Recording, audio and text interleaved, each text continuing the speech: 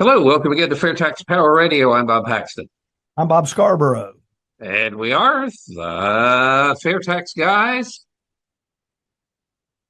The old scrolling banner.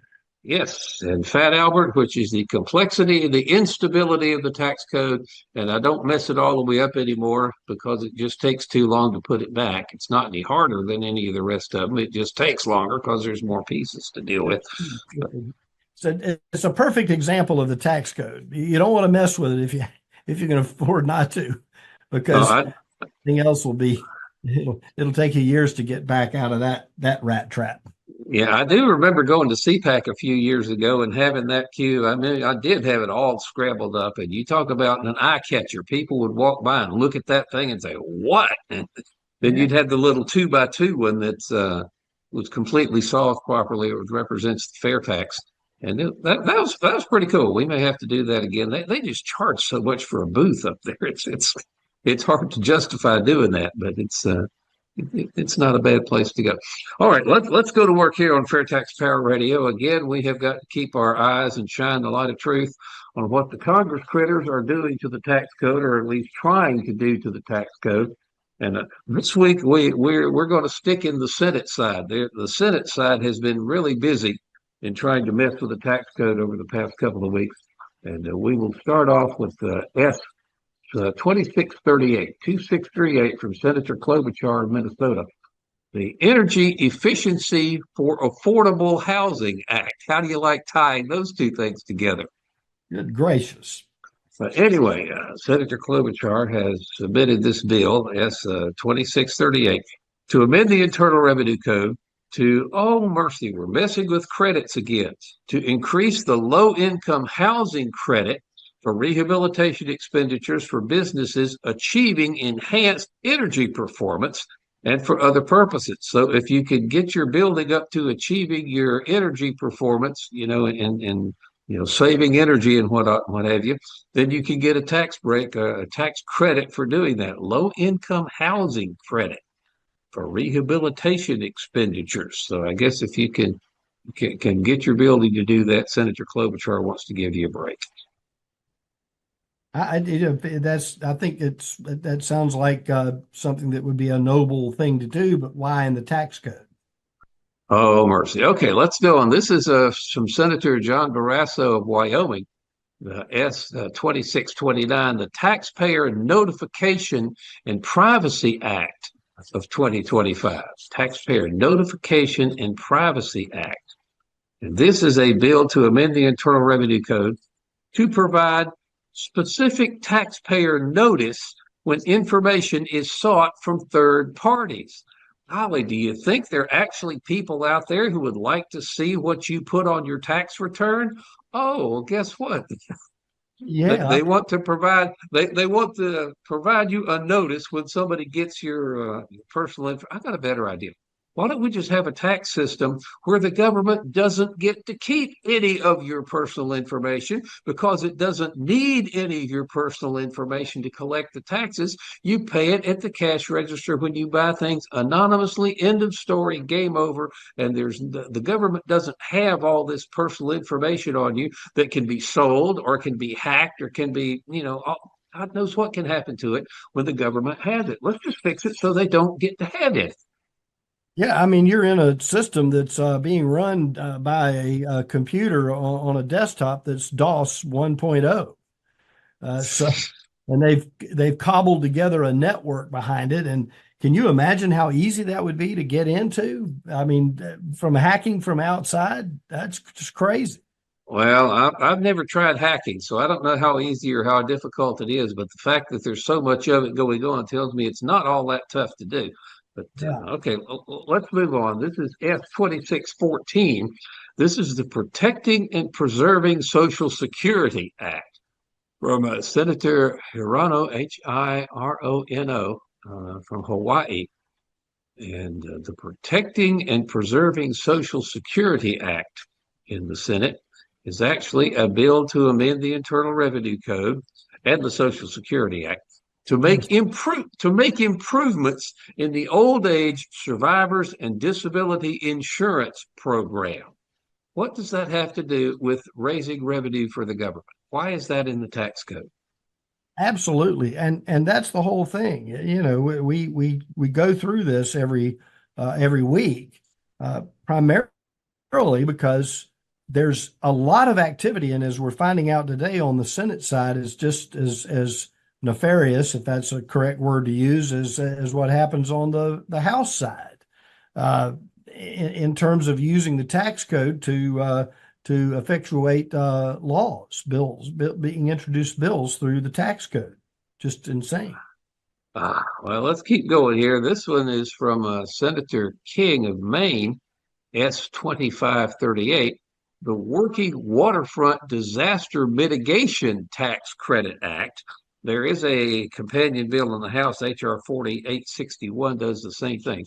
But here's the Working Waterfront Disaster Mitigation and Tax Credit. What kind of disasters can happen on a working waterfront?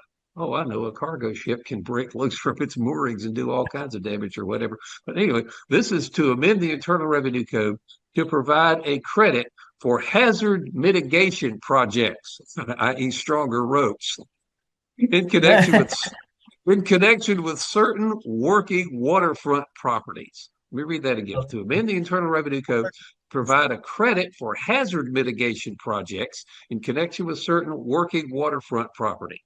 Like the entire East Coast and the West Coast of the country. Yeah. Well, is sending out a fishing boat considered working waterfront? I guess it could be. Where the water is right in front of the boat and on the sides and behind it too. Oh, mercy.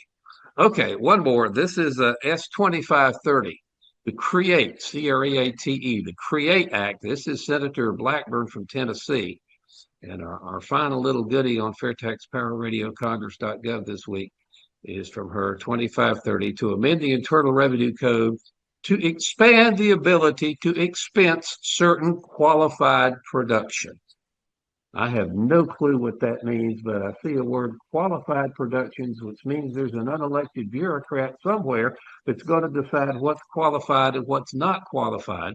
And we don't need that kind of craziness in the tax code. Let's my favorite phrase, yank it all out by the roots and replace it with a fair tax. We won't have all this stuff. Yeah, I think once people kind of crack open the whole notion of you get to keep your own money and you pay taxes when you go buy something that's new from from an retail establishment, then they're going to look back at what we're talking about in 5 years from now, and they're going to think, "Wow, why didn't we do this earlier?" The thing is that historically we have the United States was basically operated without an income tax for many years, and off and on. Yep. From 1776 to 1913. 13. Over 100 years, no income tax in this country. Wouldn't that be something if by the time we reach the 250th anniversary next year, mid-year next year, that the fair tax could be implemented and brought in as part of the celebration of 250 years of this great republic? Absolutely. I would love to be put out of business here on FAIRtax Power Radio. Not that I don't enjoy getting together with everybody every week and talking about the fair tax, but I would love for this program to be no longer necessary because the fair tax has been passed. It's the law of the land. And I guarantee you that once people get a taste of what the fair tax is going to be like, there will be no politician on the face of the earth that can successfully re-implement an income tax. Yeah, boy. Just insane, absolutely insane. You know, we talk about how crazy the tax code is. And we look at what you do when it gets to be tax season. They talk about tax season where you go through and if you're an entrepreneur, you got a box full of stuff. If you're a single owner operator, and even if you're just working for somebody else, tax time is a time of seeing how far you can push the limits of what's allowed with the Internal Revenue Service as far as tax are concerned. Yeah, well, we look every week at the crazy things that the Congress critters are trying to put into the tax code, and well, I say we are learning that artificial intelligence is a wonderful thing. We asked artificial intelligence. I asked it two questions. List me the craziest tax deductions that people have tried to take and did not get away with. And then list me the craziest tax deductions that people tried to take and the IRS accepted it. So we're going to go through those two lists as far as we can get in the time we've got left on the program today. Let's start with the crazy things that people have tried to get away with and didn't. And I think the first one on the list has got to take the cake. Go, sir. Okay, hiring an arsonist to burn down a business. I have some friends I know that might. A furniture store owner tried to deduct $10,000 paid to an arsonist to torch his failing business. Not only was the deduction denied, it led to criminal charges. Can you imagine doing that to, on your tax return? I'm just waiting to turn into congress.gov one time and see that the arsonists union has introduced a bill to make that a legal deduction. Oh, how about the next one on the list? I'll let you navigate through this one, sir. Oh, mercy. Somebody tried to write off the cost of visiting a house of ill repute as a medical expense. The IRS reminded them that illegal activities like that are not deductible. Deducting an expense for a lady of the night. Yes, they tried to write that off, and the IRS said, no, you can't do that. But the fact that we have a tax code that allows this kind of creativity is good for amusement purposes, but it's not good for anything else. Oh, mercy. And here's one that you'll enjoy: free whiskey for clients. A taxpayer gifted whiskey to clients and tried to deduct it as entertainment. Denied. Not just for being excessive, but because it violated state gifting laws. Mercy. Well, I'll pass on the free whiskey, but I'll take all the cheer wine you want to give me. Absolutely. Well, I mean, you remember the 3 martini lunch back in the old days, where the salespeople from different businesses would all get together and they could take a prospective client out to lunch and write the lunch off, and inside the amount of expenses was probably a couple of martinis in there. Long time ago. I never participated in anything like that, but I heard about it. But I also heard about the guy who tried to deduct his pet's food as a business expense. Now service animals, if you if you need a guide dog because you're visually impaired or whatever, or a service animal of some kind, that is a legitimate deductible expense. But if you're just writing off your pet's pet food because this pet eases your anxiety, and that ain't going to fly either. But somebody tried it. Boy, oh boy. Cosmetic surgery for dating success. There was a guy who claimed his facelift was necessary to improve his dating prospects and thus his mental health. Nobody was swiping right on his dating app. The IRS didn't buy the logic or the facelift. Oh, mercy. We could comment on that one for a while, but I think I'm just going to let that one slide. And look at this one. Now this guy really had some brass here. So one entrepreneur, he tried to claim his luxury yacht as a floating office. The IRS says nothing doing. Now if you were using that to generate income, using it as a cruise ship, for example, maybe you can get away with it. But just having a luxury yacht, calling it your floating office is not going to fly with the IRS, and it didn't. Yeah, sorry, Captain Steubing, you're out of luck. That whole ploy has been torpedoed. Indeed. Divorce settlement payments. A taxpayer attempted to deduct alimony paid in a lump sum as a business expense. That sounds familiar. I think there's people that are trying to. What business is that guy in? Well, heck, I've never been in a business where that was something. kind of slide over from the personal side to the business side unless the business provided impetus for the breakup and the divorce at some point. Well, the IRS said heartbreak isn't tax deductible. Sorry. Oh, mercy. Well, somebody else tried to deduct pet sitting fees. Hired a dog sitter. I'm at work, so somebody has to keep an eye on my dog. So they tried to deduct their pet sitting fees as a work-related expense. And the IRS wagged a finger at them and says, only human dependents count. If you have to have daycare for your child, that counts. But daycare for your dog, not going to work. Not going to happen. Vacation as a research for a novel was attempted to be used as a tax deduction. A fellow who was trying to be an author claimed a tropical getaway was essential to writing a novel set in paradise. The Internal Revenue Service asked for a manuscript, and there was not one. Oh, surprise, surprise, surprise. I got to go to paradise to get the vibe. You know what I mean? Oh, well, just get on a Holland America cruise ship and head for Alaska. You'll get all you need. Right. I can tell you that. And you may run into Bob Paxton. Yes. Well, actually, my next cruise is going to Hawaii, not Alaska. We're going back to Alaska next. Whatever. Okay. One more here on the denied list is a homeowner who would argue with the IRS and tried to claim that improving the curb appeal of his property, in other words, you're just making his house look nicer, doing so would raise the property value and thus reduce his taxes. Now, I'm not sure how that works, but he said if you raise your property value, you reduce your taxes.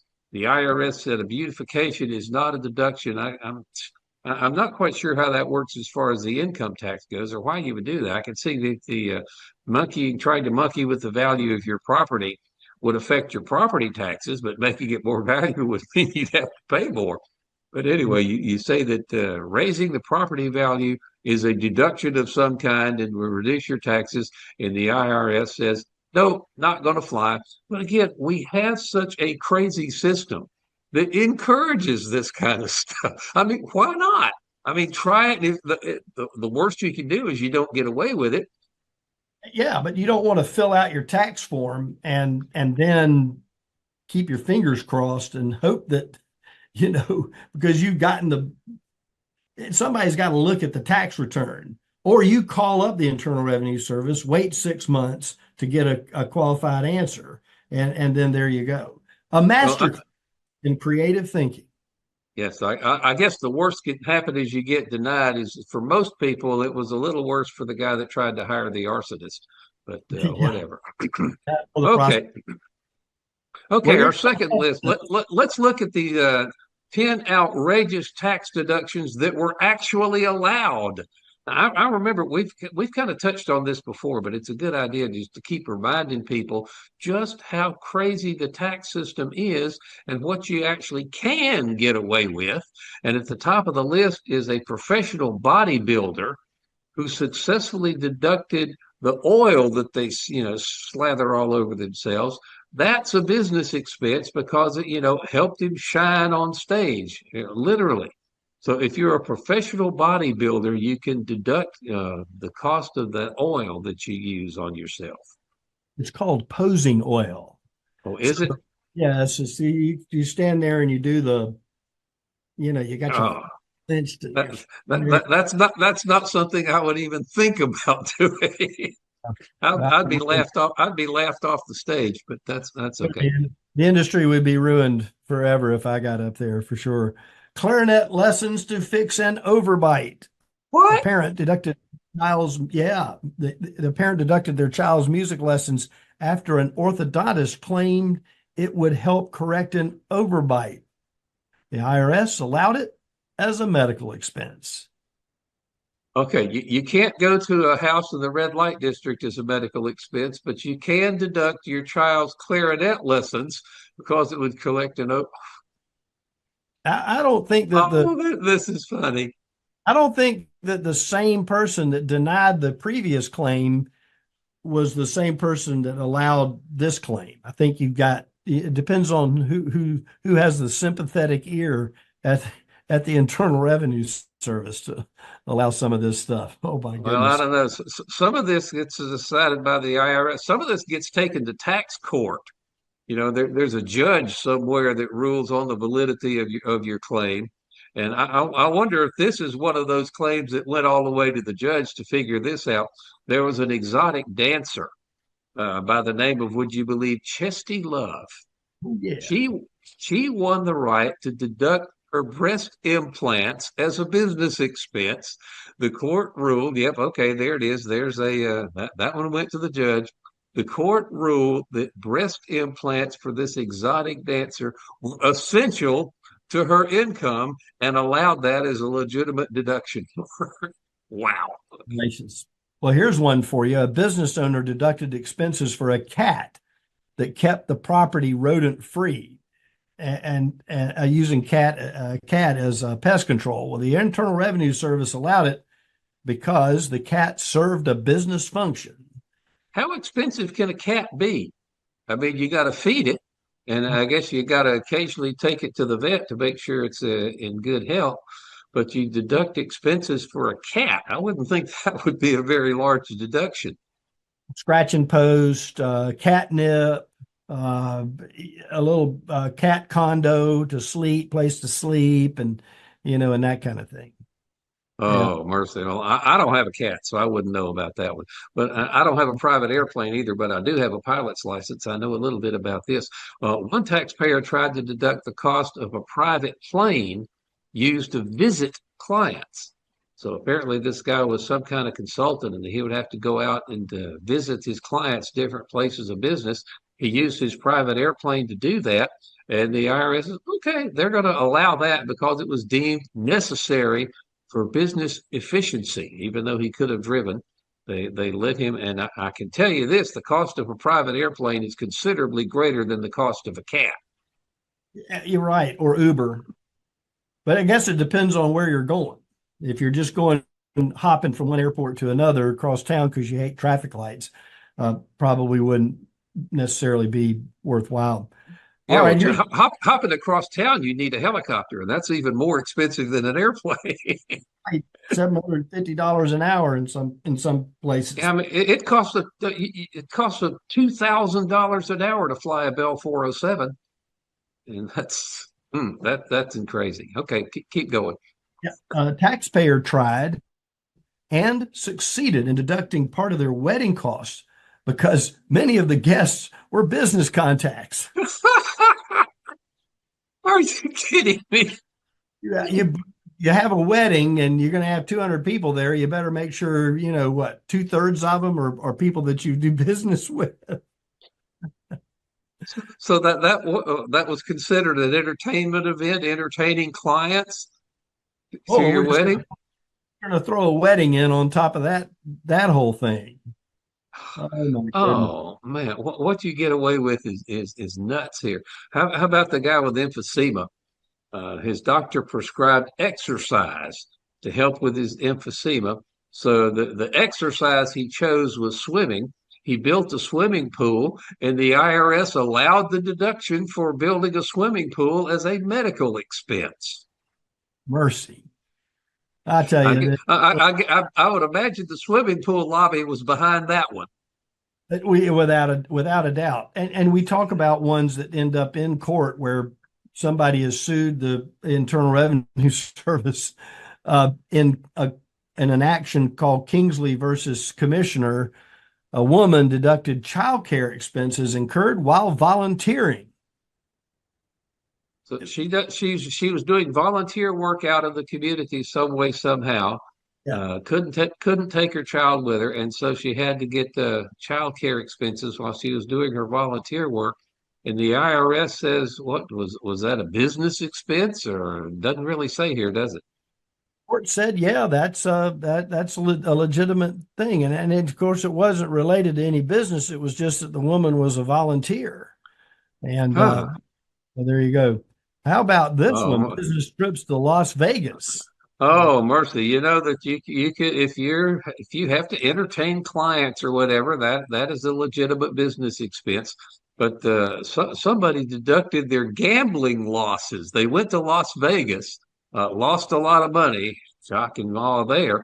And they were attending conventions, and the IRS allowed the gambling losses to be deducted as entertainment expenses. I guess if you're gambling, you're entertaining yourself. You're not, and your own client. Is that what that's all about? Oh, Yeah. mercy. Yeah.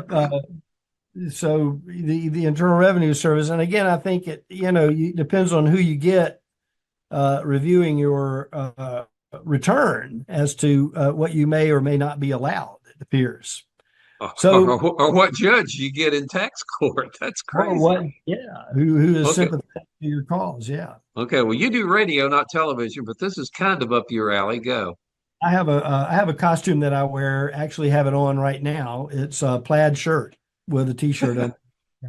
So, a television personality deducted the cost of elaborate costumes that they wore on the air because they weren't suitable for everyday wear. In other words, you're not going to go out there with giant clown feet and pink hair and a big red nose. So this television personality said, "Hey, I have all these clothes," and the Internal Revenue Service approved the costume expenses. Oh, I'm guessing you probably did not know him personally, but you know Dick Bennick, who worked up there at WTOB in its early days. He ended up on television as a character, Dr. Paul Bearer, hosting horror movies on television. He had some pretty outlandish outfits that he used in his television work there. I wonder if he knew about that. Did Dick Bennick do this? I don't know. Yeah, well, yeah, that would be something you'd have to ask somebody who was there, I think. There's a few people that are around that remember those days when Dick Bennick was on Channel 8 out of High Point, which at that time was owned by the company that owned WTOB back in the 60s. And Dr. Paul Bearer had a hearse that he drove around in. And I would almost guarantee that there was an expense attempt on that vehicle. Uh-huh. Well, I remember Dick Bennick on the radio doing the morning show there on the radio station. He was one of the better guys that WTOB ever hired. But I say a multi-talented guy who unfortunately is no longer with us. But yeah, he created that Dr. Paul Bearer uh, character and had some pretty elaborate stuff. So if he knew about that, he could have gotten the tax deduction for the That's cost of right. his costumes. That's right. That's exactly right. What Oh, mercy, I tell you. amazing creativity comes out of people trying to affect a positive result on the bottom line of their income taxes. Income. Yeah. Okay, I guess that's one strike we can put against the fair tax. It would stifle creativity. There would no longer be people trying to take these crazy deductions and in some cases getting away with it because the fair tax doesn't have any deductions. It doesn't have credits and, stuff like that, where some people get a credit and some people don't. And depending on how creative you are and how good your accountant is, that has a major bearing on how big your tax bill is. The fair tax just taxes everybody the same at the cash register when you buy things. End of discussion. You don't have to pay taxes on your basic necessities, but other than that, the more you buy, the more you pay. Sounds good to me. Yes, there you go. Hey, can we remind people about the Fairtax store and the cards and the palm cards and stuff? Real quick, because we're about negative 30 seconds on time here. Hey, fairtaxstore.org, printed materials, free cards, a pack of business cards, and a pack of the palm cards, zero cost, free shipping. Get them today, put them in your purse or in your wallet, and hand them out. All right. Well, that's going to wrap up this edition of FairtaX Power Radio. Thanks so much for watching, sharing the video on social media. We will see you next time, same channel here for FairtaX Power Radio. Until we meet again, I'm Bob Paxton. Bob Scarborough. We are the FairtaX Guys, reminding you the fair tax is the only truly fair tax. And once you understand it, you will demand it. So, how much will I bring home? Go ahead. How much do you make? We'll just say 40,000. Okay, keep it simple. Throw out the deductions, all that stuff. So you got your 40K, right? Now the first 8,000 is going to be taxed at 10%. The 8 to 33,000 is going to be taxed at 15%, and the 33 to 40, of course, is 25%. So that brings your total to $6,345. Okay, so the average is what? 16%. Okay, and then on top of that, you got Medicare, which is 1.5%, and then of course your Social Security, which is 6.2%. So actually, your new total is $9,405. Which is 23.65%. You're getting it. You're getting it. Don't even get me started on what the boss has to pay. He's got to pay a portion of your taxes as well, so you don't have to. Right. And you? Oh, you bring home every penny.